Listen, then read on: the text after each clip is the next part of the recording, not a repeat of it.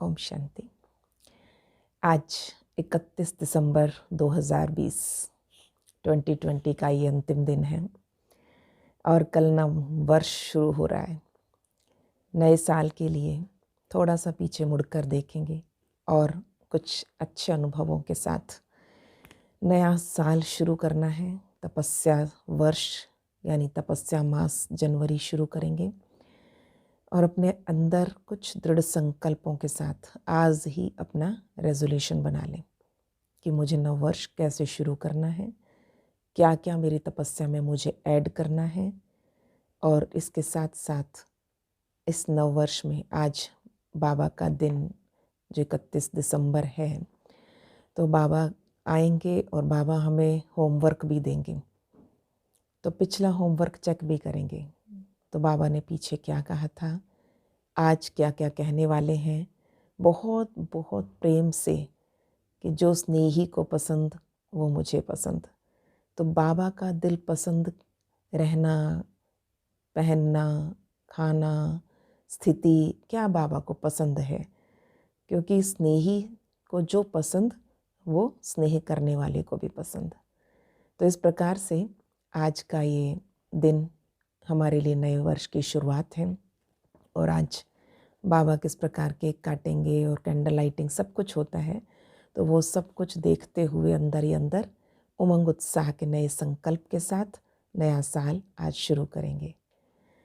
और आप सबके लिए खुशखबरी भी है कि नए साल में नई सेवा भी 48 में शुरू कर रहे हैं, सीनियर सिटीज़न सोसाइटी में और सेक्टर 48 में। तो वहाँ पर नई क्लासेस शुरू हो जाएंगे 11 से 1 बजे तक। आज बाबा ने कहा, मीठे बच्चे, तुम्हारी ये ईश्वरीय मिशन है। तुम सबको ईश्वर का बनाकर उन्हें बेहद का वर्षा दिलाते हो। प्रश्न है, कर्मेंद्रियों की चंचलता समाप्त कब होगी? उत्तर है, जब तुम्हारी स्थिति सिल्वर एज तक पहुँचेगी, यानी जब आत्मा त्रेता की सतो स्टेज तक पहुँच जाएगी तो कर्मेंद्रियों की चंचलता बंद हो जाएगी। अभी तुम्हारी रिटर्न जर्नी है, इसलिए कर्मेंद्रियों को वश में रखना है। कोई भी छिपाकर ऐसा कर्म नहीं करना जो आत्मा पतित बन जाए। अविनाशी सर्जन तुम्हें जो परहेज बता रहे हैं उस पर चलते रहो। अविनाशी सर्जन तुम्हें जो परहेज बता रहे हैं उस पर चलते रहो। गीत है, मुखड़ा देख ले प्राणी जरा दर्पण में। तो चेकिंग की मुरली है कि हमें कर्मेंद्रियों में चंचलता कितनी बंद हुई और कितनी अभी और स्थिरता लानी है। इसको बाबा ने कहा, त्रेता की सतो स्थिति, सतो प्रधान बनेंगे तो चंचलता खत्म होगी नहीं। आप त्रेता वाली स्थिति तक भी पहुंच गए, पता लग जाएगा कब, जब कर्मेंद्रियों में स्थिरता शांति आ गई। ओम शांति। रूहानी बच्चों प्रति रूहानी बाप समझा रहे हैं। ना सिर्फ तुम बच्चों को, जो भी रूहानी बच्चे प्रजापिता ब्रह्मा मुख वंशावली हैं वो जानते हैं हम ब्राह्मणों को ही बाप समझाते हैं। पहले तुम शूद्र थे, फिर आकर ब्राह्मण बने हो, तो बाप ने वर्णों का भी हिसाब समझाया। दुनिया में वर्णों को भी समझते नहीं, सिर्फ गायन है।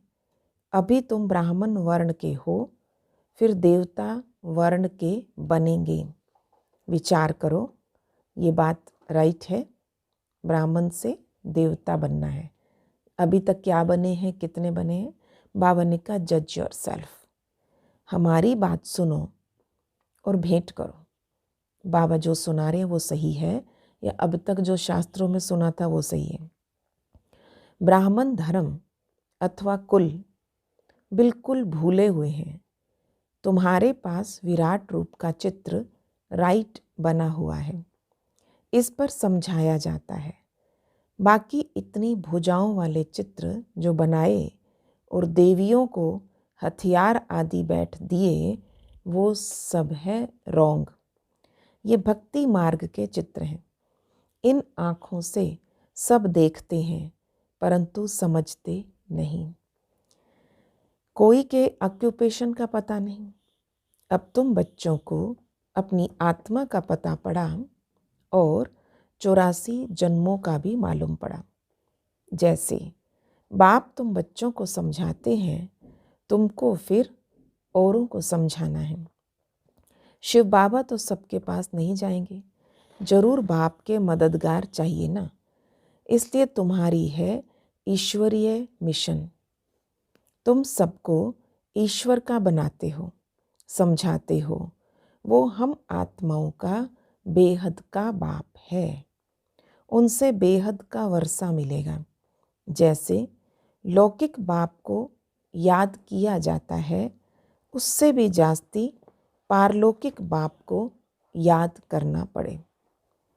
लौकिक बाप तो अल्पकाल के लिए सुख देते हैं और बेहद का बाप बेहद का सुख देते हैं। ये अभी आत्माओं को ज्ञान मिला। अभी तुम जानते हो 3 बाप हैं, लौकिक, पारलौकिक और अलौकिक। तो बेहद का बाप अलौकिक बाप द्वारा तुमको समझा रहे हैं। शिव बाबा ब्रह्मा बाबा द्वारा समझा रहे हैं। इसको कितने नाम दे देते हैं, लौकिक, अलौकिक और पारलौकिक। एक होता है साकारी पिता, एक आकारी पिता और एक निराकारी पिता। इसको और भाई एक बता रहे, कहते हिंदी, सिंधी और बिंदी, ये तीन पिता हो गए हमारे। तो बाबा कहते बच्चे, बेहद का बाप जो पारलौकिक है, अलौकिक बाप ब्रह्मा द्वारा तुम्हें समझा रहे हैं। इस बाप को कोई भी जानते नहीं। ब्रह्मा की बायोग्राफी का किसी को पता नहीं। उनका ऑक्यूपेशन भी जानना चाहिए ना। शिव की, श्री कृष्ण की महिमा गाते हैं। अब एक तरफ शिव की महिमा और एक तरफ श्री कृष्ण की महिमा, बाकी ब्रह्मा की महिमा कहाँ है। निराकार बाप को जरूर मुख तो चाहिए ना, जिससे अमृत दे। भक्ति मार्ग में बाप को कभी यथार्थ रीति याद नहीं कर सकते। मतलब इतना एक्यूरेट परिचय ही नहीं था। कहते भी थे कि मैं शिव का पुजारी हूँ, पर फिर भी शिव के बारे में पता क्या था हमें। अब तुम जानते हो, समझते हो, शिव बाबा का रथ यह है। रथ को भी श्रृंगार करते हैं ना, जैसे मोहम्मद के घोड़े को भी सजाते। तुम बच्चे कितना अच्छी रीति मनुष्यों को समझाते हो।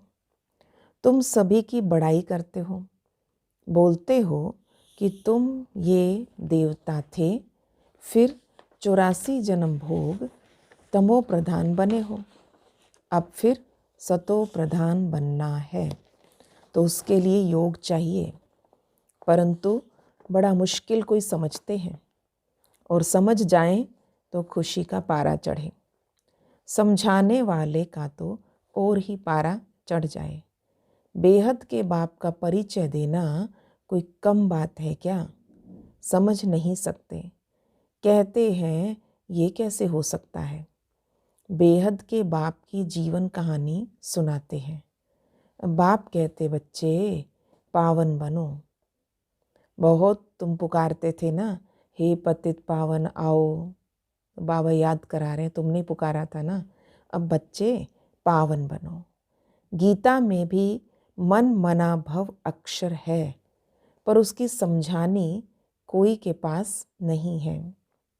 बाप आत्मा का भी ज्ञान कितना क्लियर कर समझाते, कोई शास्त्र में ये बातें है नहीं। बल कहते हैं कि आत्मा बिंदी है, भ्रकुटी के बीच स्टार है, पर यथार्थ रीति किसी की बुद्धि में नहीं है।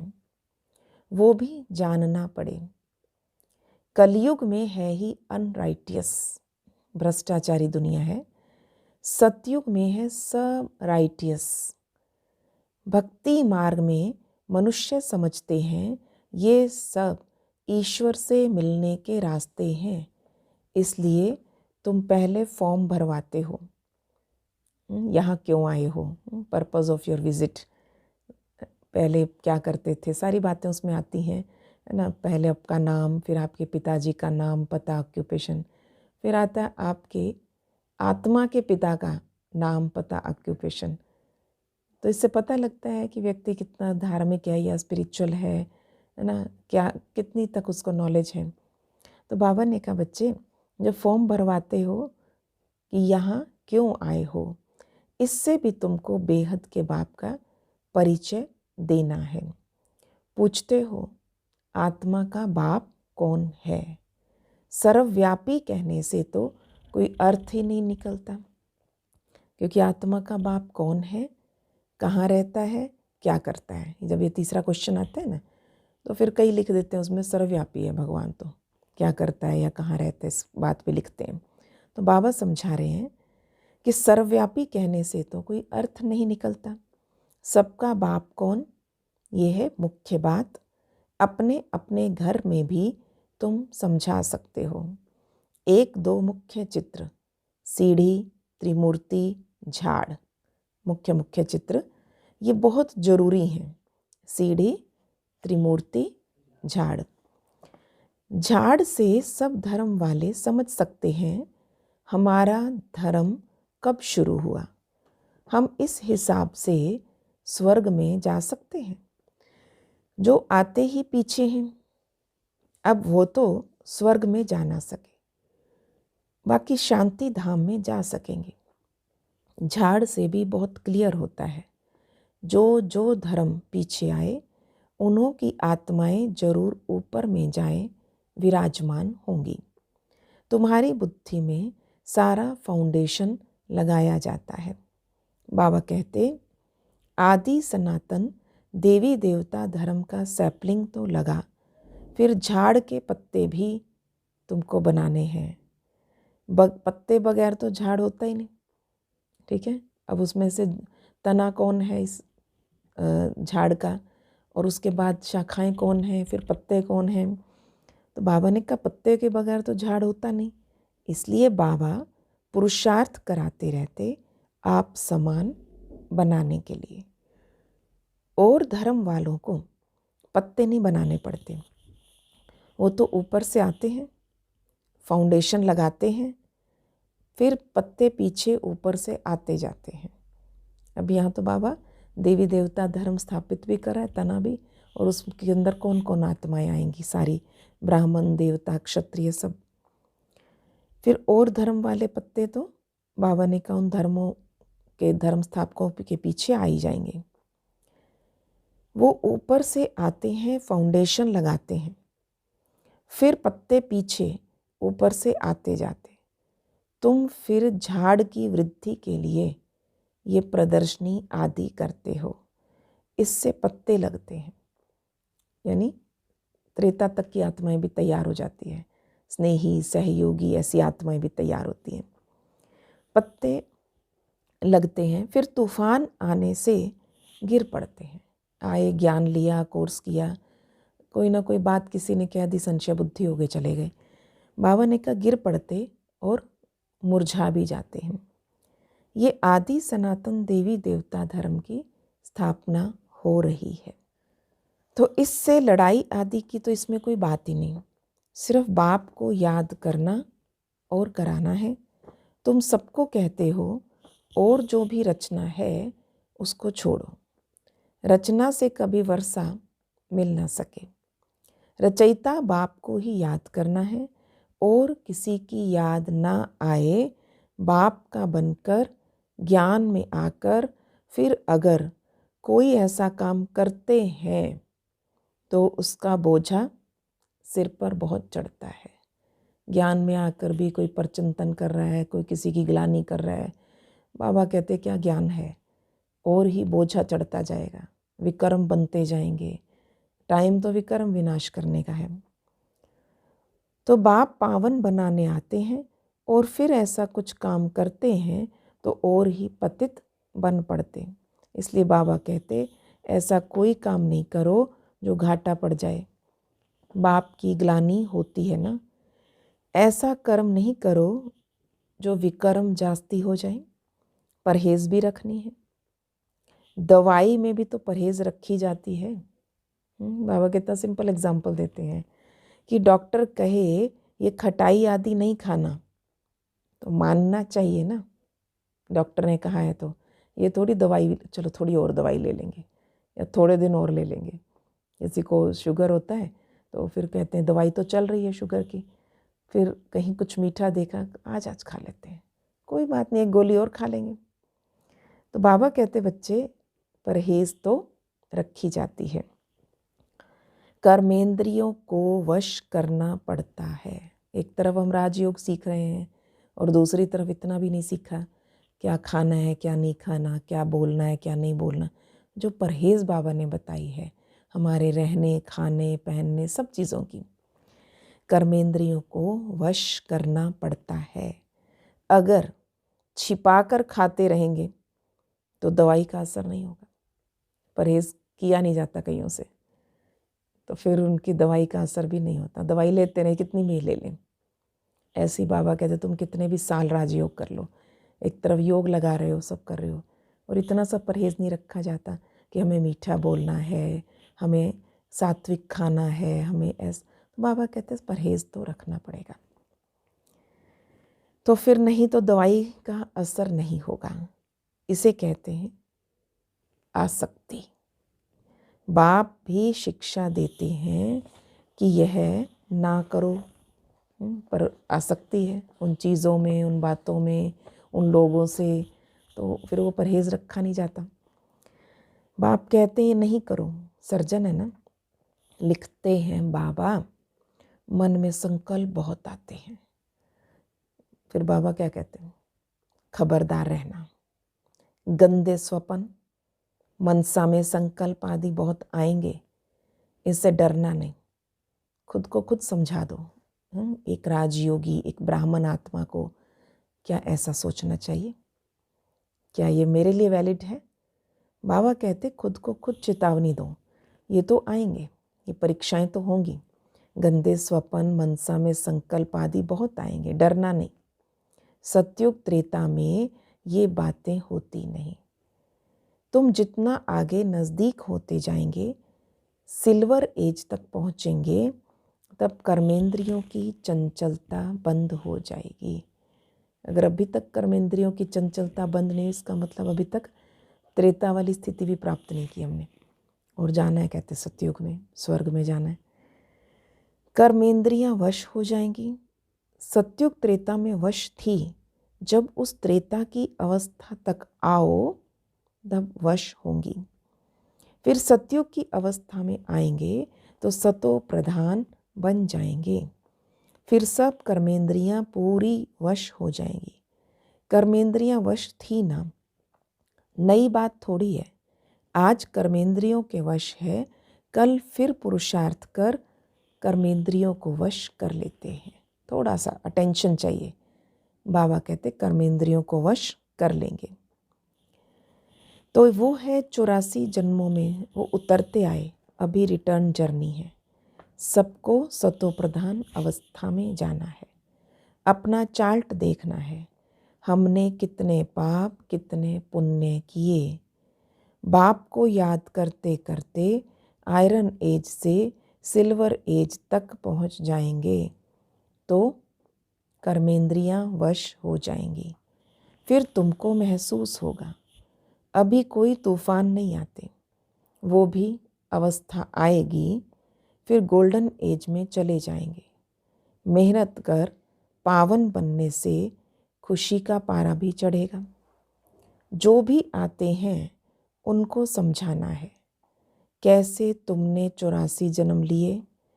जिसने 84 जन्म लिए वही समझेंगे, कहेंगे अब बाप को याद कर मालिक बनना है।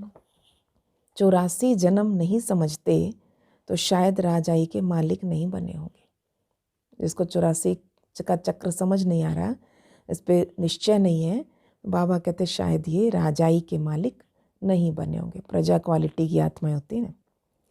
हम तो हिम्मत दिलाते हैं, अच्छी बात सुनाते हैं। बाबा की तो इच्छा रहती है ना कि मेरा बच्चा राजा बच्चा ही बने, पर बाबा कहते बच्चे अगर उसमें नहीं है संस्कार, नहीं उसमें निश्चय, तो कैसे बनेगा। हम तो हिम्मत दिलाते हैं, अच्छी बात सुनाते हैं, तुम नीचे गिर पड़ते हो। जिसने 84 जन्म लिए होंगे उनको झट स्मृति आएगी। बाबा कहते तुम शांति धाम में पवित्र तो थे ना, अब फिर तुमको शांति धाम सुख धाम में जाने का रास्ता बताते हैं। और कोई भी रास्ता बता न सके। शांति धाम में भी पावन आत्माएं ही जा सकेंगी।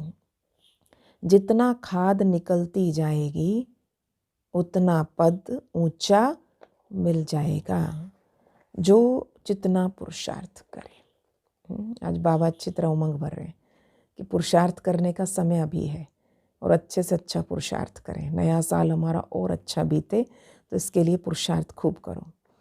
हर एक के पुरुषार्थ को तुम देख रहे हो, बाबा भी बहुत अच्छी मदद करता है। ये तो जैसे पुराना बच्चा है, हर एक की नब्ज को समझते तो है ना। सियाने जो होंगे वो झट समझ जाएंगे। बेहद का बाप, उनसे जरूर स्वर्ग का वर्षा मिलना चाहिए। मिला था, अब नहीं है, फिर मिल रहा है।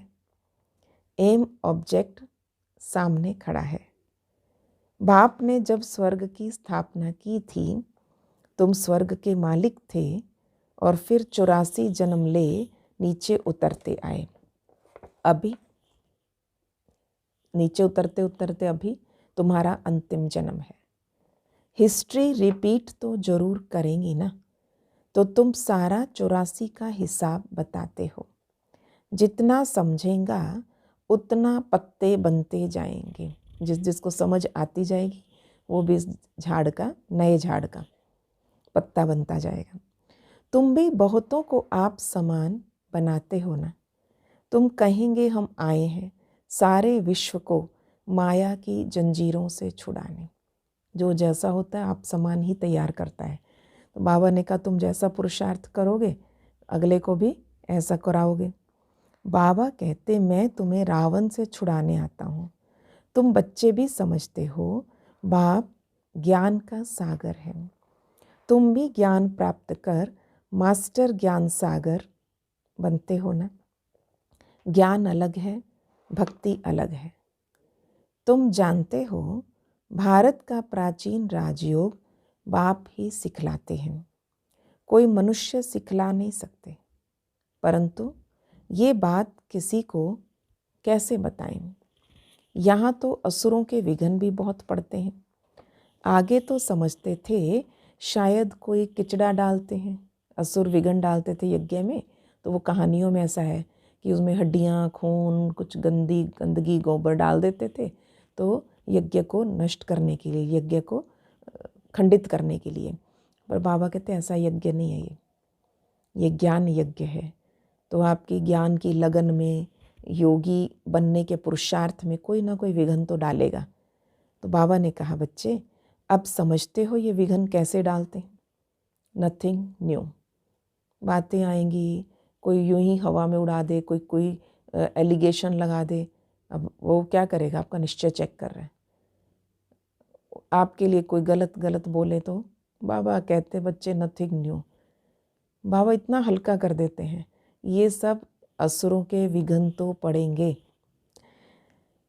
तो बाबा ने कहा कलप पहले भी यही हुआ था और कलप बाद भी होना। अगर कलप बाद फिर यही होगा, यही सीन आए और मेरी स्थिति फिर विचलित हो जाए, इसने ऐसा कहा, इसने वैसा कहा। बाबा कहते बच्चे तुम्हारी बुद्धि में ये सारा चक्र फिरता रहता है। बाबा हमको सृष्टि के आदि मध्य अंत का राज समझा रहे हैं। बाबा हमको लाइट हाउस का भी टाइटल देते हैं। एक आँख में मुक्ति धाम और दूसरी आँख में जीवन मुक्ति धाम। तुमको शांति धाम में जाकर फिर सुख धाम में आना है। ये है दुख धाम। बाबा कहते इन आँखों से जो कुछ तुम देखते हो उसको भूलो, अपने शांति धाम को याद करो। आत्मा को अपने बाप को याद करना है, इसको ही अव्यभिचारी योग कहा जाता है। ज्ञान भी एक से ही सुनना है, वो है अव्यभिचारी ज्ञान। याद भी एक को करो, मेरा तो एक, दूसरा ना कोई। जब तक अपने को आत्मा निश्चय नहीं करेंगे तब तक एक की याद आएगी नहीं। आत्मा कहती है मैं तो एक बाबा की ही बनूंगी, मुझे जाना है बाबा के पास। ये शरीर तो पुराना जड़जड़ी भूत है, इसमें भी ममत्व नहीं रखना। बाबा ने कहा बच्चे शरीर पुराना है, जड़जड़ी भूत है, ममत्व नहीं रखना। ये ज्ञान की बात है, ऐसा नहीं कि शरीर की संभाल नहीं करनी। अंदर में समझना है, संभाल करो, स्वच्छ रखो, स्वस्थ रखो शरीर को, ये जिम्मेवारी अपनी है। पर अंदर में समझना है ये पुरानी खाल है, इनको तो अब छोड़ना है। ठीक है, स्वच्छता और स्वस्थ रखने के अलावा इसको सजाने लग जाओ, इस पर पूरा टेंशन सारा दिन लगा दो, देह भान में पड़े रहो, नहीं। बाबा कहते अंदर समझना है ये पुरानी खाल है, इसको अब छोड़ना है। तुम्हारा है बेहद का सन्यास। वो तो जंगल में चले जाते हैं, तुमको तो घर में रहते याद में रहना है। याद में रहते रहते तुम भी शरीर छोड़ सकते हो। कहाँ भी हो, कहीं भी हो, तुम बाप को याद करो। याद में रहेंगे, स्वदर्शन चक्रधारी बनेंगे तो कहीं भी रहते तुम ऊंच पद पा लेंगे। जितना इंडिविजुअल मेहनत करेंगे उतना पद पाएंगे। घर में रहते भी याद की यात्रा में रहना है। अभी फाइनल रिजल्ट में थोड़ा टाइम पड़ा है, फिर नई दुनिया भी तैयार चाहिए ना। अभी कर्मातीत अवस्था हो जाए तो सूक्ष्म वतन में रहना पड़े। ब्रह्मा बाबा को गेट नहीं खुले अभी, ना परम धाम के ना सत्युग के, तो कहाँ रहना पड़ेगा? सूक्ष्म वतन में। सूक्ष्म वतन में रहकर भी फिर जन्म लेना पड़ता है। ठीक है, क्योंकि अभी कर्मातीत अवस्था नहीं हुई तो बाबा कुछ दिन तो रख लेता है। किसी बच्चे की दिल होती कि बाबा मुझे यहाँ के नज़ारे दिखाओ, मुझे भी यहाँ रखो, तो बाबा रख लेते थे। जैसे बाबा जगदीश भाई जी के लिए कहते हैं कि बच्चे का दिल था तो उसको सूक्ष्म वतन में रहना है कुछ दिन, तो इसलिए 12-13 दिन उनको बहुत अच्छे वहाँ के अनुभव करा के मगर जन्म तो लेना है। आगे चलकर तुमको सब साक्षात्कार होगा। अच्छा, मीठे मीठे सिकिलधे बच्चों प्रति माता पिता बाप दादा का याद, प्यार और गुड मॉर्निंग। रूहानी बाप की रूहानी बच्चों को नमस्ते। हम रूहानी बच्चों की रूहानी बाप दादा को नमस्ते जी, नमस्ते जी, गुड मॉर्निंग बाबा, शुक्रिया बाबा, वाह बाबा वाह। चलो, साल के अंतिम दिन भी बाबा क्या समझानी दे रहे हैं। आज की शिक्षाएं। होमवर्क पहला, एक बाप से ही सुनना है, एक की ही अव्यभिचारी याद में रहना है। एक बाप से ही सुनना है, एक की ही अव्यभिचारी याद में रहना है। इस शरीर की संभाल रखनी है, लेकिन ममत्व नहीं रखना। दूसरा, बाप ने जो परहेज बताई उसे पूरा पालन करना है, नहीं तो बाबा ने क्या कहा, दवाई का असर नहीं होता। बाप ने जो परहेज बताई उसे पूरा पालन करना है। कोई भी ऐसा कर्म नहीं करना जो बाप की ग्लानि हो, पाप का खाता बने। अपने को घाटे में नहीं डालना। आज का वरदान, अपनी विशाल बुद्धि रूपी तिजोरी द्वारा, विशाल बुद्धि एक तिजोरी है, अपनी विशाल बुद्धि रूपी तिजोरी द्वारा ज्ञान रत्नों का दान करने वाले महादानी भव। तिजोरी खोलो थोड़ा, बहुत कुछ भरा पड़ा इसमें।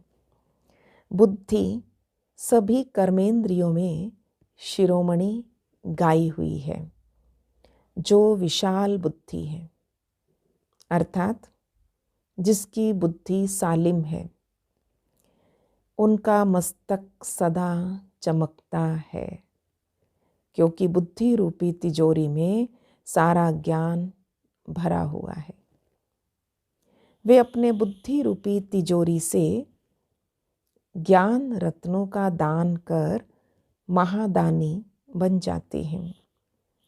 तुम बुद्धि को सदा ज्ञान का भोजन देते रहो। बुद्धि अगर ज्ञान बल से भरपूर है तो प्रकृति को भी योग बल से ठीक कर लेती है। सर्वोत्तम बुद्धि वाले संपूर्ण ज्ञान से सर्वोत्तम कमाई कर वैकुंठ की बादशाही प्राप्त करते हैं। सर्वोत्तम बुद्धि वाले संपूर्ण ज्ञान से सर्वोत्तम कमाई करके वैकुंठ की बादशाही प्राप्त करते हैं। स्लोगन है, शक्ति स्वरूप स्थिति का अनुभव करना है तो संकल्पों की गति को धैर्यवत बनाओ। शक्ति स्वरूप स्थिति का अनुभव करना है तो संकल्पों की गति को धैर्यवत बनाओ। वो शक्तिशाली कहलाता है। कमज़ोर मन तो अधैर्य होता है और विचलित होता है।